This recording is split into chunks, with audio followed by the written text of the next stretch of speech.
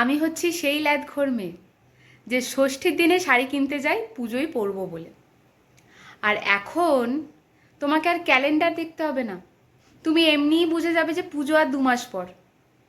কারণ ওই যে ফেসবুক খুললেই শাড়ি শাড়ি শাড়ি শাড়ি শাড়ি শাড়ি, এখানে এই শাড়ি পাওয়া যায়, ওখানে ওই শাড়ি পাওয়া যায়, এখানে 10% ছাড়, ওখানে 20% ছাড়, এখানে চলে আসুন দিদি, 1000 টাকার শাড়ি 200 টাকায় নিয়ে যান। মানে কি বলবো, মানে মাথাটা খারাপ হয়ে যাচ্ছে। ভাই এত শাড়ি কে পরে? আমি তো সবসময় চুড়িদার কুর্তি পরতে আমি সবাইকে দেখি, প্লাস আমি নিজেও পরি। এত শাড়ি কে পরে রে ভাই? আরে মানুষ কিনতে কিনতে হাঁপিয়ে যায় না? মানে শাড়ি কেনা মানেই তো তার ম্যাচিং ব্লাউজ, তার ম্যাচিং জুয়েলারি, তার আবার মেকআপ, বাপরে বাপ। আরে এত শাড়ি রাখে কোথা কিনে? আমার তো 2টো শাড়ি কিনেছি কি কিনিনি, আমার গোটা আলমারি ভর্তি হয়ে গেছে। আমার বর এখন এই সানসেটের জামা কাপড় রাখছে। এইবার দেখবেন এই পার্লারের লোকগুলোর এবার খ্যাপামো শুরু হবে।